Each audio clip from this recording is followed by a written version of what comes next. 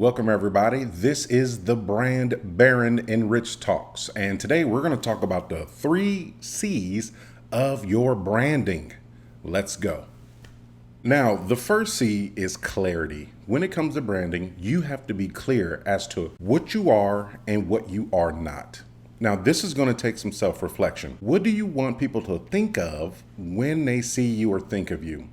Is it drive, ambition, power, friendliness, successful, helpful, valuable?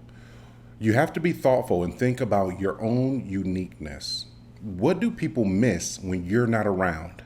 When you're not around them in their presence, when you're not at their company, what do they miss? What makes you unique? And you need to think about that because this is going to be playing into your strengths. So what strengths do you have that set you apart from other people? Once you come up with that, that's the brand you want to focus on. What is a natural strength you have that sets you apart? That's what you're going to use to capitalize on different opportunities. But first, you have to be crystal clear as to what you want to portray. What brand do you want out there in front of you? Because your brand walks into a room before you do. Your brand enters into a meeting before you do.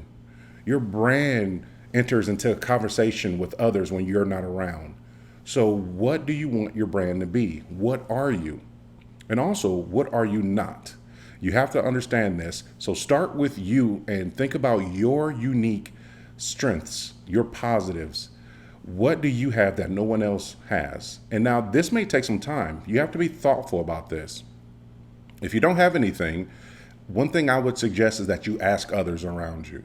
Because sometimes we're too close to the situation. We're too much in our head and we doubt what our strengths are, what our positives are. Sometimes you have to ask friends, family members, co-workers about you. People who are going to be honest with you and tell you, not just sugarcoat it and say you're great and awesome, but people who are going to be real with you because you want to talk to and reach out to real people.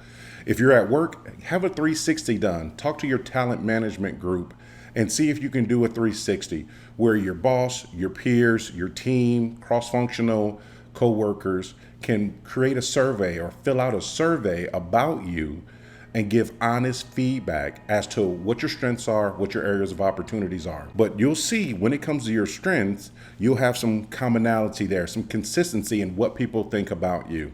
Same thing if you ask your friends and family, you'll start to see the commonalities of your positives, what your biggest strengths are, and utilize and leverage that as your uniqueness, as your strength. And think about using that as your brand. That's what you want to be. So number one, when it comes to your brand, you have to be crystal clear as to what your brand is and what it's not. So make sure that you act in accordance with your brand consistently day in, day out, no matter where you are. Think about cars that are known for luxury. It doesn't matter if it's a sports car, a sedan, an SUV. Those top tier luxury, they're going to have luxury no matter what the packaging is. So you're going to be the same way. No matter how you're packaged, if you're at work, you're at a social event, you're on vacation, representing that brand to the outside world. Because that's who you are, and you have to act in accordance to that consistently. Because over time, when people see that, they get used to it. And it's easier for them to make that association about who you are and what you represent if they see it day in and day out. The third C is constancy. So the first C is clarity, understanding what your brand is and representing it. 2, consistency. You want to act according to your brand, day in, day out, no matter where you are, what your environment is. You have to be consistent for it to take hold and for other people to make the connection between you and what that brand is. Third is constancy.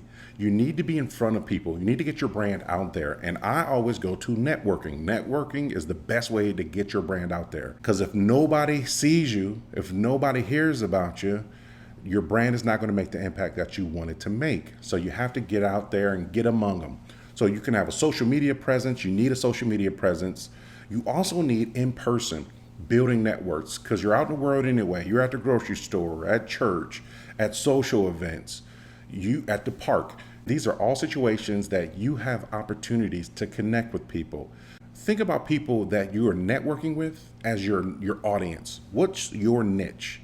Where do they go on vacation? Where do they golf? Where do they go out for social events? Where are they?